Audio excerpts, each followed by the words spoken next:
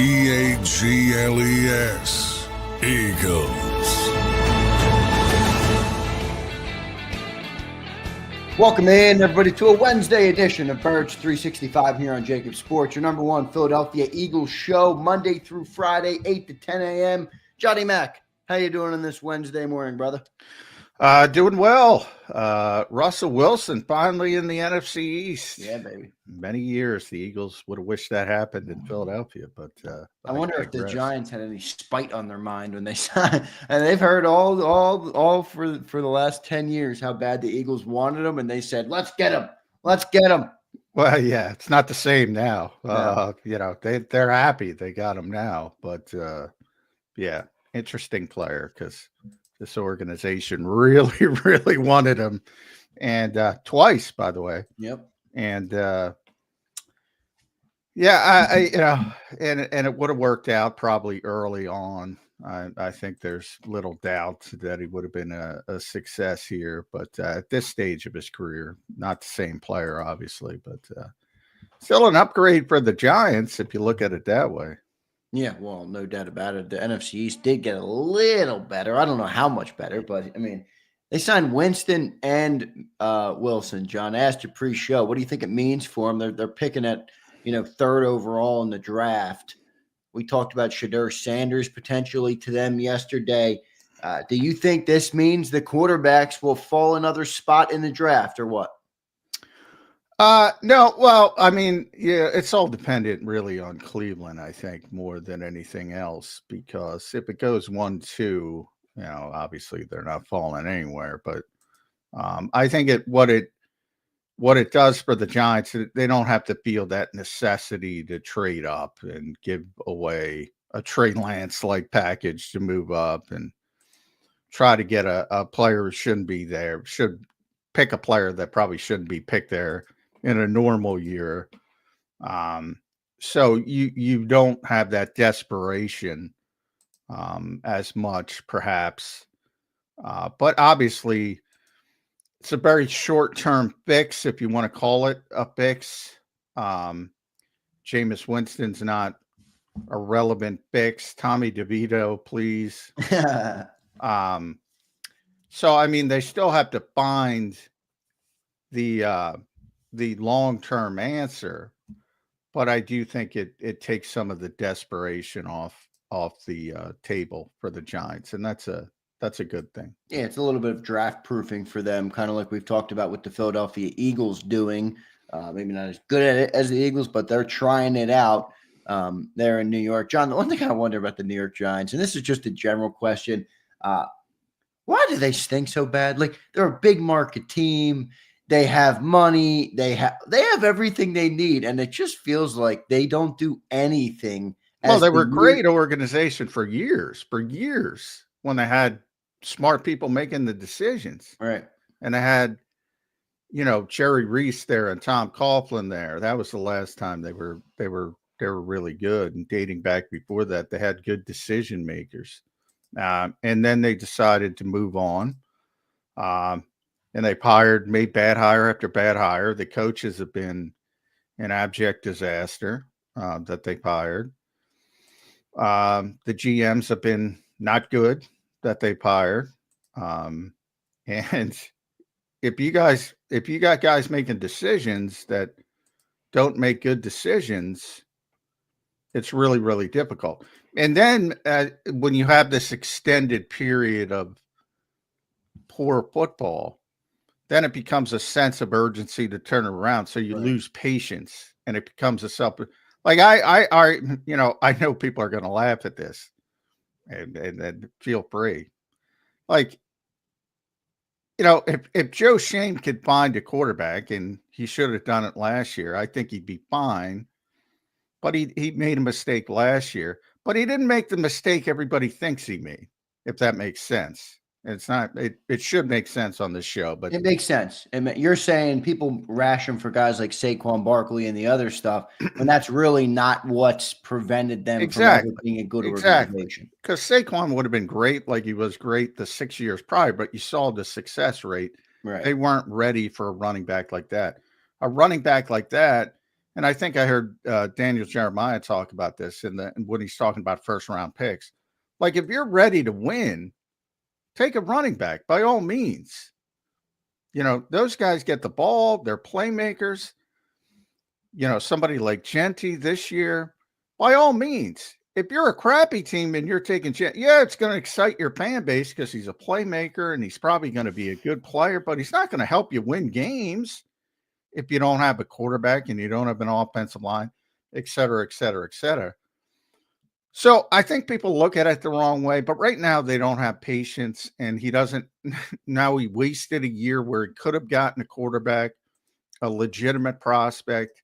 Not that, you know, not that some of these draft boards and draft sites are everything, but, you know, some of the more popular ones have Ward at 21 and Sanders at 46, Ward at 15 and Sanders in the 30s. Right. They're getting gassed. These are not Caleb Williams and Jaden Daniels and Drake May. They're not. From the perspective, that doesn't mean, Brock Purdy's a 7th round pick. He's a very competent NFL starter. Right. You're not saying they can't be good. You're saying from a sheer upside and use of assets in the top 5 exactly. picks, these guys are not. Exactly. Not so they could have, and they couldn't have gotten, but they could have gotten Penix. They could have gotten McCarthy. They could have gotten Nix, and maybe they didn't like those players. But if they didn't like those players, and you're trying to sell me that they like, and I'll throw Ward out of the equation, because he's going to go number 1, and you're telling me they like Shedeur Sanders, or even if you want to go down to Jackson Dart, because there's a lot of people that have Pittsburgh taking him in the first round, or the Giants trading down and taking him, or for the Jalen Milroe people, you know, because he's got tremendous athleticism and upside from that standpoint. And you're gonna tell me they like those guys better than Penix and McCarthy and Nix? Well, then I'll start ripping them. But they made the mistake last year, and it's because I always say the hardest thing for an NFL team is to be honest with themselves. Right. And they made the playoffs. And they upset Minnesota with Daniel Jones. Probably had his best game. That was not the Flores Minnesota team. That was the Ed Donatel Minnesota team that literally had one of the worst defenses ever. And they beat them, and they deserve credit for that. But they came to Philadelphia the next week and got absolutely waxed. And at that point, they should have said, you know what? What we saw last week wasn't real. We played a really bad defense. We had a really good day. And they weren't honest with themselves with Daniel Jones. And that was the big mistake. Paying that dude. We'll see what ends up happening here with the New York Football Giants. John, what do you think of the NFC East right now? So me and Cilio did an exercise on his show. He always makes 10 bold predictions for the season. And then I followed up. I made my own. All right. But I'm not going to make you do that. But one of the things I did on my bold predictions was I put the Dallas Cowboys will beat out the Commanders for 2nd in the NFC East this year. One of my other bold predictions is that the Eagles will be the first team to repeat the NFC East since 2004. But I put the Cowboys jumping the Commanders. Now, have the Giants entered the mix at all, in your opinion, with Russell Wilson? No. They can't win 7 games, 8 games, 9 games, you don't think? They could win 7, 8, be in that range. But no, I mean, the NFC East is going to be improved because, well, depending. I mean, again, we're talking about March, like, whatever. I don't have my phone. Yeah, March 26th. March 26th. I mean, plenty of time to go. Eagles are going to add some pieces. But right now, the Eagles have clearly scaled back from a talent standpoint. Plenty of time to go. Howie's been preaching patience this entire time. They're going to make some moves. They're going to do some things. It's going to look a lot better when they get to training camp, and it'll probably look a lot better when they get to week 1. If they decide in training camp that we're not good enough at this position, he might go out and do some things even late in training camp, yada, yada.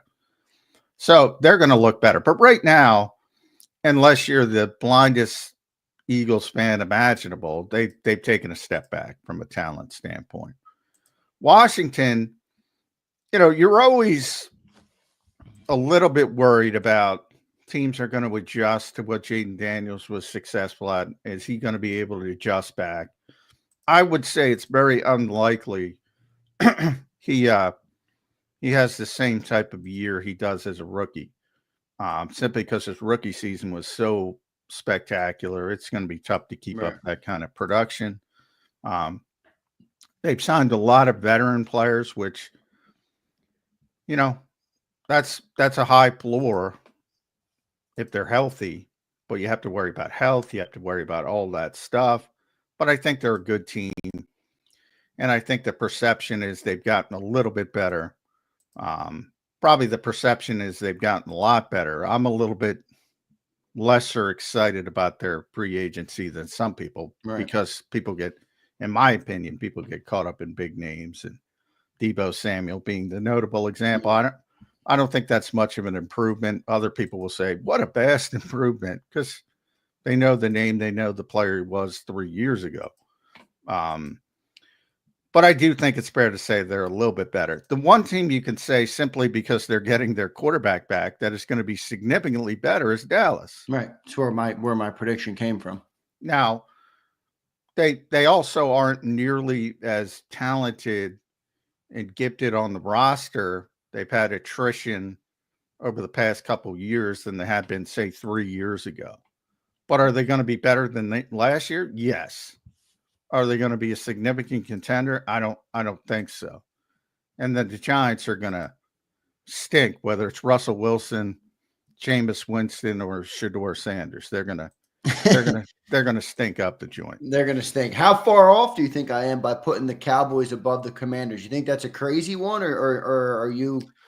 I think a lot of things would have to go wrong for Washington for that to happen. I think Washington's a very talented team. The only question is, again, you're going to see some regression from Jaden Daniels, but this is basically, I mean, you're going to talk about Dallas won 7 games last year without Dak. So I'm thinking, is Dak add 3 wins? I could see that with that team. Now I know the roster's not great, but I could see them getting to 10 wins. Commanders had 12 wins last year. If Jaden regresses a little bit, I could see them losing out the race for number 2 in the NFC East to the Cowboys. Yeah, right now, I mean, because of the history of the NFC East, I would put Washington 1, Philadelphia 2, Dallas 3, Giants 4. Yeah, I'm going Eagles 1. Yeah, I mean, people don't repeat in this division. Till I see it, then I'll believe it. 20 years. 2004 was the last repeat winner, and that was the Philadelphia Eagles in 2004 after winning in 2003 as well. They got to get to work. They got to hit on draft picks. They got to replace a lot of good players. Yeah, a lot of good players. Now they do, but here's an interesting thing that happened on the shows this week. So Big Sills, Dan Sileo in the National Football Show 2 to 6 had on Jimmy Johnson. And Jimmy Johnson obviously has, the creator of the value chart in the draft, obviously built the Cowboys. People shouldn't use that, to all Jimmy's respect. They should use the Spielberger Fitzgerald stat. Well, Jimmy's since updated it a lot, and he still does a lot of work with teams, actually. But anyway, he ran through the Eagles drafts with us on the show. Sileo got him to, look at the Eagles' last 4 drafts, and he knew, but he was obviously just not an Eagles focused guy. And he was pretty blown away. I mean, he gave Howie tremendous grades on most of his draft picks since 2021. And he gave him overall a B+ in the last 4 years. And just so you know, people who say, it should be an A. Jalen Carter was an A. He has 1 A+ in the history of the NFL, and it's Patrick Mahomes. All right. So he doesn't give A's easily. B+ overall. And he said, with 20 draft picks in the next 2 years, I don't think the Eagles have made one bad decision. I would have moved on from those expensive contracts too and got younger, because what you've done, you've shown that you're successful in drafting. Now you have to continue to draft successfully, but so far he doesn't think they've made any bad decisions. Yeah, I mean, I've said the same thing. You know, I get why they moved on, but Right. the hard part is replacing them. Like I don't have any problem. Like I'm not paying Milton Williams $26 million. Yeah. I'm not paying Josh Webb what he got. I'm not disputing that part of what Jimmy said. The assumption that you're going to continue to draft at the level of success the Eagles have over the past 3 seasons is a bit lofty. Now, I know people are saying, well, they did it. Well, yeah, they did it, but again, it's an odds game. I like to play the odds game. Yeah, I know, but they had the sample size that they have of success is getting big enough to say, have they figured something out to significantly tilt the odds in their scale? Trap Georgia guys, but Right, go SEC or SEC guys Yeah. as a whole. But yeah, and even they're coming off a Super Bowl, so I mean everything. It's the biggest cliche in the world for a reason, but it is a cliche. And winning cures everything, and winning solves everything. Winning obfuscates all the negative, and it does. You don't have to go too far to look at the Jalen Ragers of the world, to look at the Andre Dillards of the world, to look at the JJ Arcega-Whitesides of the world. It's even if you want to look at how quickly the turnaround for Nolan Smith, people were complaining about that pick. Tyler Steen, people will start to complain about that pick if he can't seal the deal. There's 2 third-round picks from 2023 that they're projecting to be starters as we talk on March 26th. I don't get the sense anybody believes in Sidney Brown, and I don't get the sense many believe in Tyler Steen, other than it's more of a belief in Jeff Stoutland. And then you have Kelee Ringo in the 4th round, who's projected to be a starter. So this year's going to tell you a lot about that draft. But at the top of it, obviously Jalen Carter. And, the NFL got together and gifted. The NFL's bad teams got together and gifted the Eagles Jalen Carter. I agree with Jimmy. It's an A pick, but it's not an A for the personnel department. That's an A from common sense department, and having the courage to, as I always say, realize, well, he's not Robin Banks. He made a big mistake, but he's not a consistently bad kid getting in trouble day after day after day. And the Chicago Bears are like, we can't take this kid on. And the Eagles are like, all right, bring it on. Right. To me, that's an A in common sense. It should have been the first pick in the draft from a talent standpoint. So I think there's, as always, I think there's a lot of context. A lot of context in this type of stuff. They've been successful, though. I mean, I will say that the level of success, and when we talk about odds, is above what the odds would say they would be, even for a successful drafting team, what they've done in the last 4 years. Yeah, but and then if you want to go back to Nakobe Dean, people kind of forget, and I think they were also broken by, and I know we got to get the mic. I apologize. We got to get the mic. Quinyon Mitchell, Cooper DeJean, they hit the ground running right away. Well, Cooper, it took 4 games, but for the most part, they hit the ground running. Probably Vic should have played him, to be honest, before he did, but he didn't. Well, he had that injury. Remember, didn't he have that injury? He had a hamstring, but there was plenty of time. He was back. He should have played him. But from the standpoint of rookies playing as well as they do, that's typically not realistic. And you've even seen that with there are trajectory times where people said before last year, Nakobe Dean stinks and Nolan Smith stinks. It's just the reality of it. So the assumption that it's going to go, it might work in 2027.